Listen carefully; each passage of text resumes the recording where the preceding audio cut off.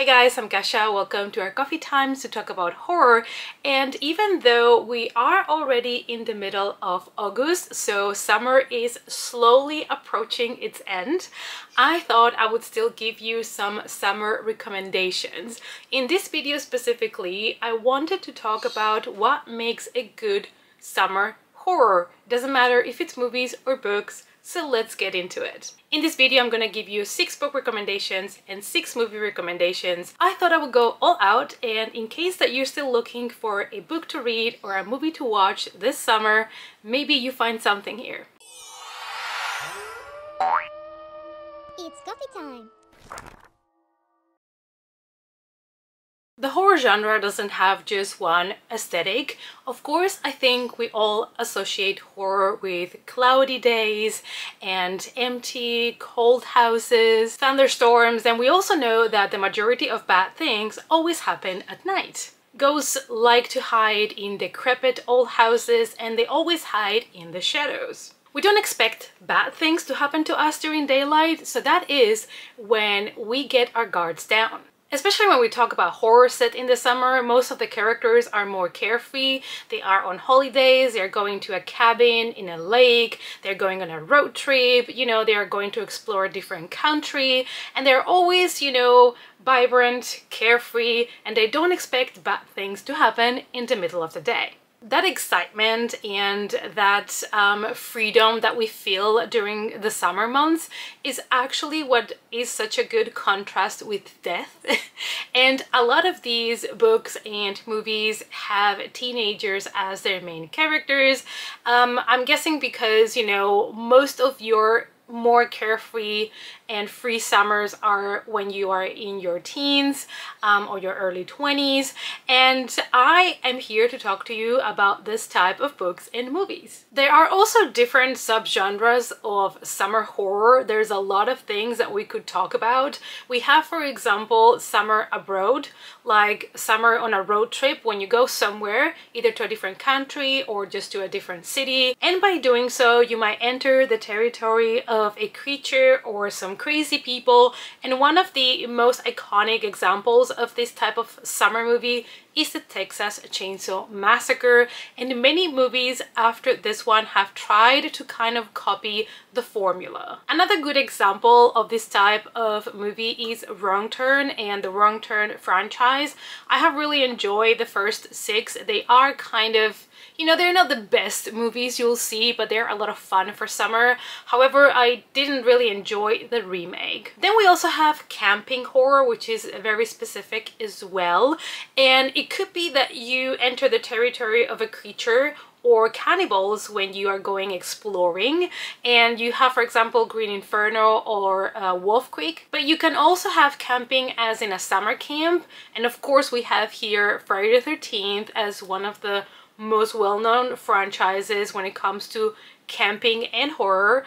But you also have things like Sleepaway Camp. I mean, there are so many out there, so it's for you to choose. One of the iconic, most summer horror movies you will see is also Jaws. And this one also plays with a fear that is quite, kind of realistic, because there are beaches where sharks are really close to, and it could happen that they smell, they smelly the humans, they smell the blood, and they're like, sounds like supper to me.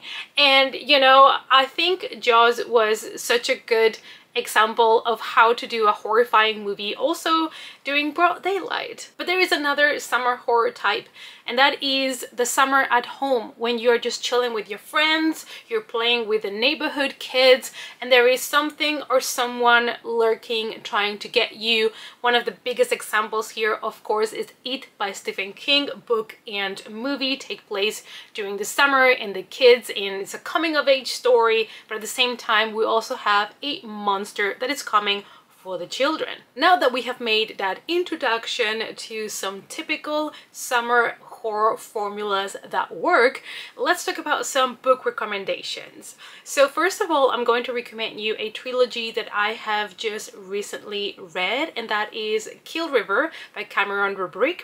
And I wanted to mention this one because, you know, before I had not read it, so I didn't know exactly everything that I was going to get.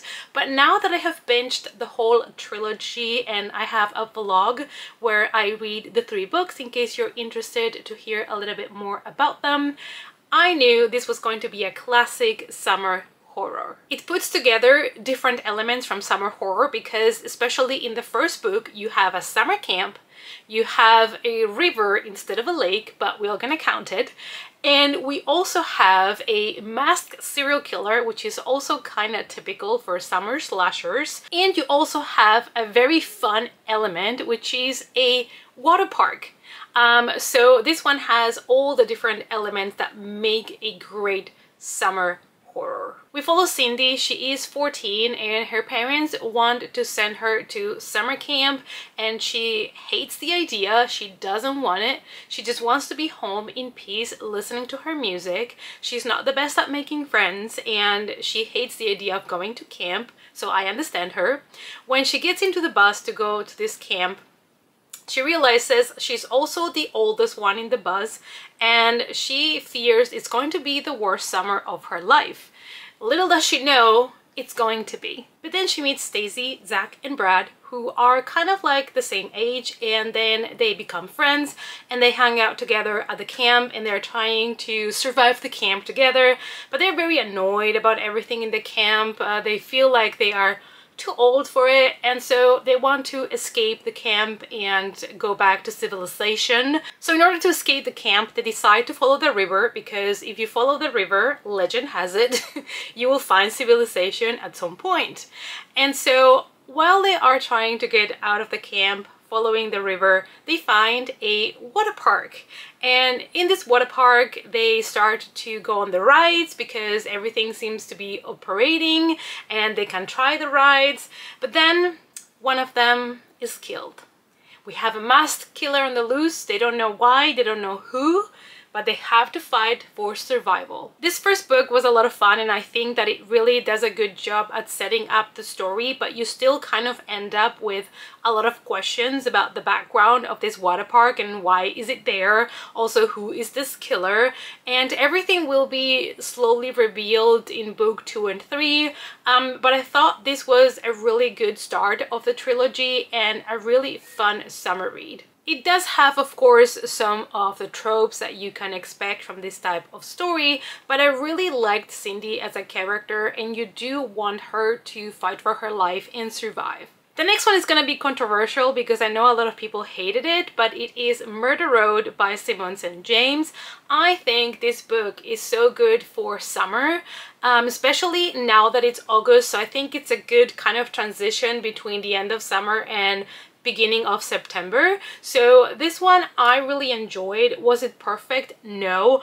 Was it predictable at times? Maybe, but I had a really good time. Our main characters are April and Eddie. They are newlyweds and they are driving to their honeymoon destination when Eddie takes the wrong turn. Now they find themselves in an empty road when they see a girl at the side of the road.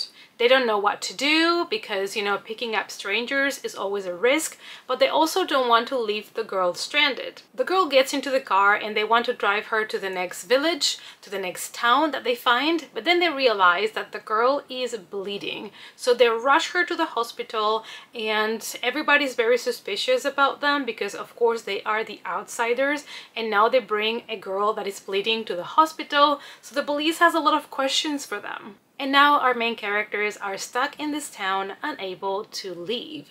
Now, all the other books that I have read so far by Simmons and James were told from different POVs. This one was not, but I feel like the way that it was told, I was really engaged with the story and with the characters. This book is a very character-driven book. It's a book where the characters are kind of like the main focus and they're very well fleshed out. There's also different types of characters that are introduced, and the author has made it in a way that almost every character in the book is unreliable, so you kind of find all of them to be possible suspects for whatever is going on in this town, whatever is going on in that road. And I thought that was a lot of fun because I was like, honestly, it could be actually anybody. The book is set in the 90s, it had good pacing, and it had an interesting kind of murder mystery. I also like that we are digging deeper into the history of this little town and this road where people have been going missing for years. It's not just now, and I thought it was really engaging, and I really enjoyed kind of like the whole investigation and finding out more and more things about this place. I understand that it might not be for everybody because, like I said, it's very character driven and some parts can be predictable, but I really enjoyed it. I thought it was fun and a fast, quick read, and it's kind of supernatural meets murder mystery. This Wretched Valley by Jenny Kiefer, and this is a survival horror that I read this year and I really enjoyed. It was a lot more brutal and weird than I anticipated, but it was such a great book, and this is perfect for people that love books like The Ruins. We follow two rock climbers and two researchers that are trying to find a rock to climb that has never been climbed before, and they come across a rock that apparently is not on any map, and they feel like they're very lucky. They're going to be the very first ones to go there, document it all, and one of our main characters is a climber that has a lot of followers on social media, so she agrees to go and climb this rock because it's going to be really good for her business. Before they go and enter this woods where the rock is, they have food at a diner, and you get this classic scene in a horror movie where the main characters are either in a gas station or at a diner, and they're getting ready to go explore, I don't know, a haunted house, to go explore the woods, to go camping by the lake, and they meet the locals. And the locals tell them people that go into those woods don't tend to come out, and if they do, it's mostly on a bag because they are cold dead. Of course, they ignore that warning and they just go in because, you know, this is such a good opportunity. They cannot pass on it. So they get inside, and as soon as they do, they feel like something's weird. This place seems to be way too silent, and there are not many traces of people ever having been in there, which is weird because, you know, humans go everywhere. And things start to get, you know, from bad to worse. They do find the rock and they do try to climb it, but things are not really gonna work out for this group of friends. This was such an interesting take on survival horror, and it does feel a bit like The Ruins, but also Annihilation in a way, so you can kind of get an idea of what you can expect. It is very atmospheric, and it is quite jarring knowing from the beginning kind of the fate of the people that are gonna go in, because the book kind of opens up with the ending and then you go back to when they entered the woods. And let me tell you, this is definitely worth your time. Last Days by Adam Neville. Now, this book is, I think, over 500 pages, and this can be really slow and dragging for a lot of readers, so I'm just gonna put it out there before you get into the book, because I feel like a lot of the people that did not enjoy this book, it's because they felt it was very long and very slow burn. We follow Kyle, and he's a documentary maker, and one day he gets a really good offer that he cannot pass, and it's actually like God sent offer, and it is, they offer him to make a documentary about a cult and to go to the actual places where the cult was to film it. The cult is called Temple of the Last Days, and it became really famous because in 1975 there was a huge massacre on the cult, and the leader also was killed. So Kyle is basically sent there to investigate, you know, what this cult was about,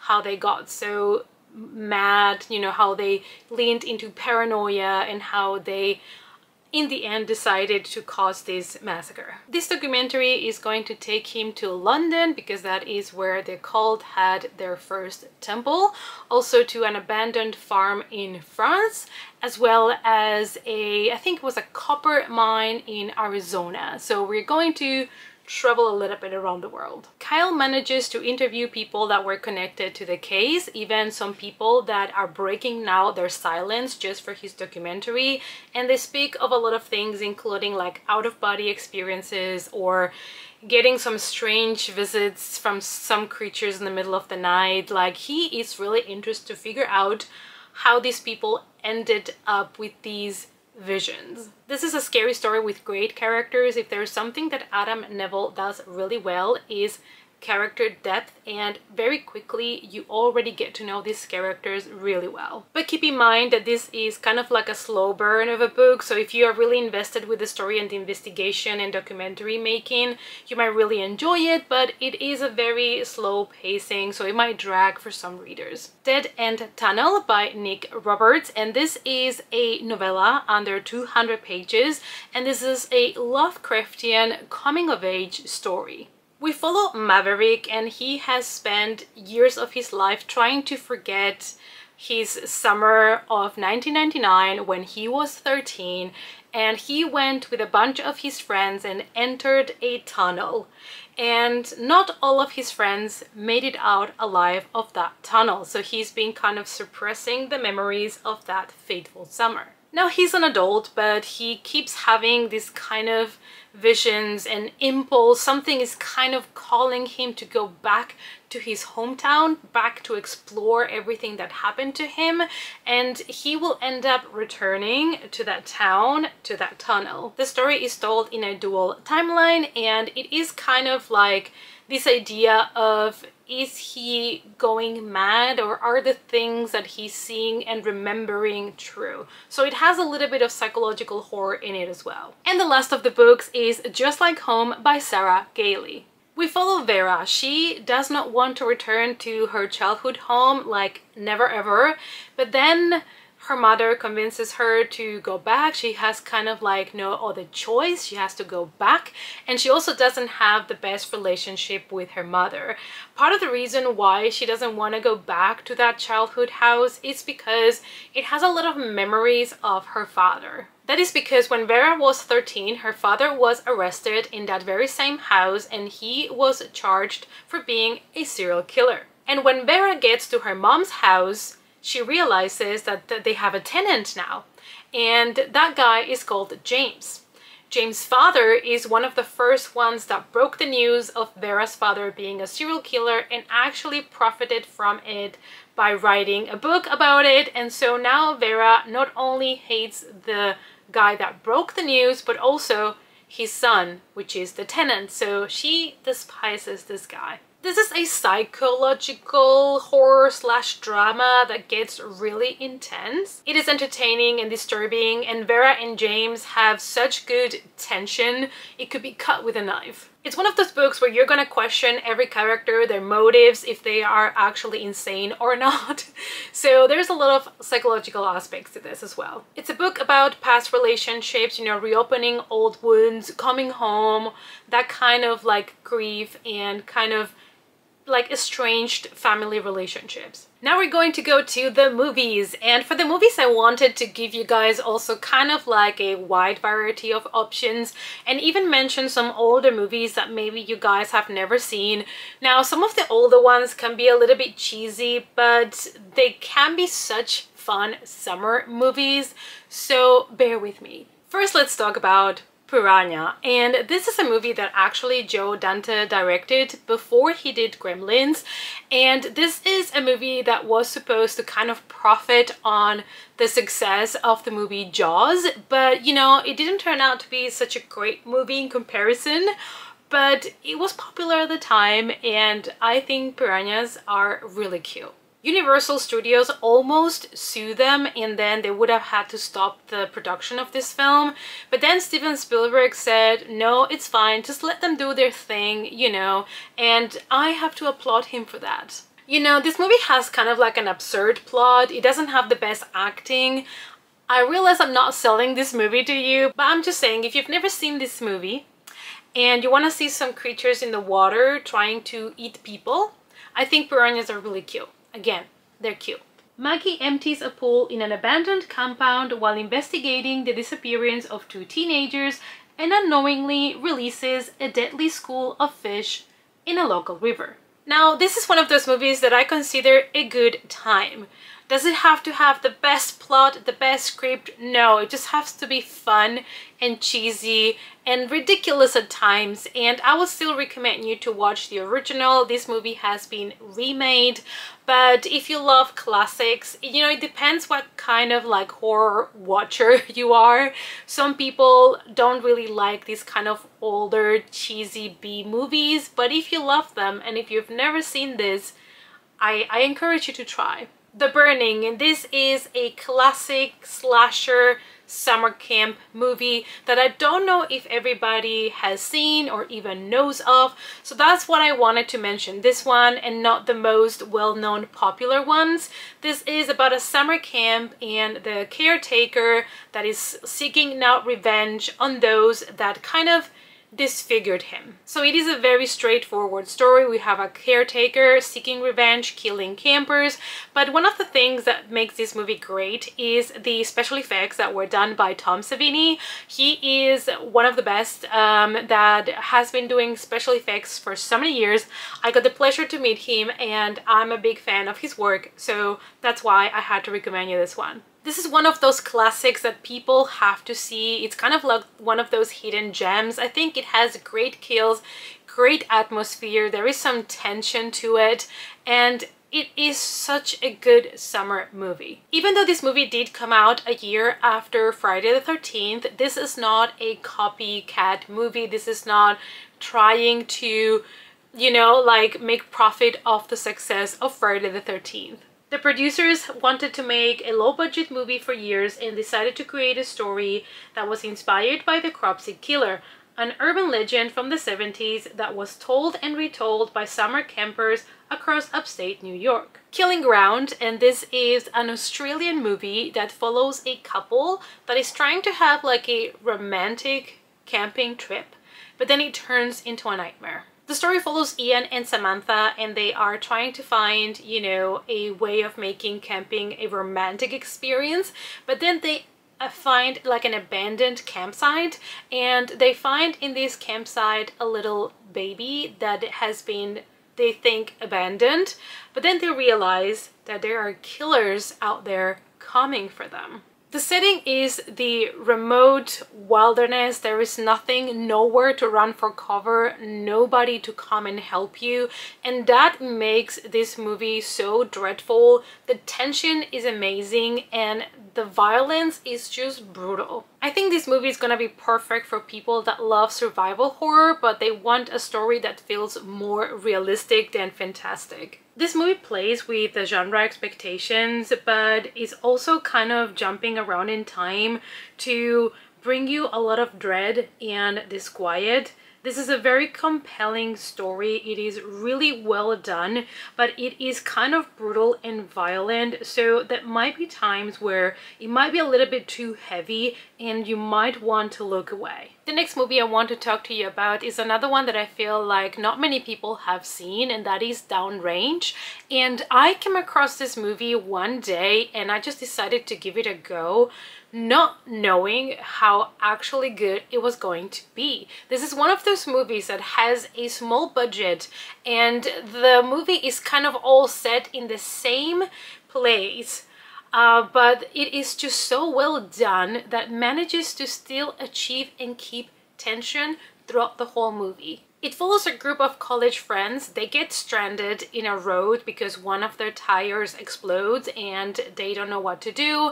They also don't seem to have any cell phone connection, so they are left stranded without, you know, being able to call anybody for help, and they cannot use the car to leave because there is somebody that is going to hunt them down. This is one of those movies that you can see how smart the creative people behind this movie were, because the angles, the kills, everything is so well executed that it never gets boring and it never gets tiring, even though we are kind of in a, basically it's just like a big scene, this movie. I remember when the movie Phone Booth came out and I wondered how they were going to keep a movie interesting if it just was set in this phone booth for the whole movie. This is kind of the same thing. We are in the same place the whole time, but they managed to make this movie so entertaining. Since we follow different characters, we can see like a shift in dynamics and we go from character to character. And even though the premise and the plot is fairly simple, I think the magic here is the execution. There are many casualties that consistently kind of keep up the stakes. And if there is one thing that Don't Rage isn't short on, it's the gore. So be prepared for brutal gore. Moving on to a movie that I'm pretty sure a lot of people have already seen, but just in case you haven't yet, I would like to talk to you about Us by Jordan Peele, which I also think is a great movie to watch during the summer, since we follow a family that is going to their vacation home, and there's also many shots of the beach, and you know, it gives you that kind of family summer vacation vibes. Our main character is Adelaide and her family, her husband and her 2 kids. And when they are in this family home for like a vacation home close to the beach, they received a visit of some strangers in the middle of the night. And when they took a closer look to the strangers, they realized that they were their own doppelgangers. They look exactly like them. This is one of those horror movies that you can also interpret in so many different ways, which is part of why I really enjoyed it. I feel like a lot of viewers have a different experience when they watch this film and they interpret things very differently, kind of similar to what you had with classic movies like The Shining. Since this is a Jordan Peele movie, it's one of those movies that when you rewatch it, you catch a lot of things that you missed the first time. For the actors, it was a great challenge because they had to play 2 completely different versions of themselves. Us is very suspenseful and moderately gory, but all the blood that is shed has a purpose for the story. It's never here to gross out viewers or test their threshold of shock or disgust. And it's again one of those movies that even though, yes, there are some things that happen at night, there is a lot of creepy things that happen during daylight. Which is something that you can see in other movies by Jordan Peele like Get Out and Nope. All of those movies have a lot of daylight moments. And last but not least, I would like to talk about The Empty Man, another movie that I think it's a little bit either unknown or underrated, and I would like to introduce you to this film. We follow James, a former police officer that after a girl disappears decides to investigate the disappearance, and he comes across something much darker. He comes across something that might potentially be a cult. Now this movie is kind of a fresh take on the urban legend, like the typical urban legend movies. And here in this case, we have the legend of the Empty Man. The legend says that if you blow an empty bottle on an empty bridge, the empty man will come for you. The first night you will hear him, the second night you'll see him, and the third night you will feel him. This is a legend, like you could do the Slender Man, Bloody Mary, Candyman, like kind of that vibe. But this movie is very unique because the prologue itself to the movie, the opening to the movie, could be a short movie by itself. But don't worry, the beginning has a purpose and you will discover it later on in the movie. I just think this movie had the guts to try to merge different types of horror, and it worked really well. But it is one of those movies that it's kind of weird. You're gotta be up for the ride, but let me tell you, I think the payoff is worth it. This was an exceptional directorial debut and I really recommend it, you guys. I think you should give it a chance. These were my 12 recommendations, 6 horror books and 6 horror movies that are perfect to watch during summer and that embrace what makes a summer horror a good horror. I hope that you enjoyed this video, you guys. If you are not subscribed yet, it is the time to subscribe because more videos like this are coming your way. And if you want to check my Patreon, the link is also down below. Thank you guys, as always, so much for watching, and I hope to see you all in our next coffee time. Bye!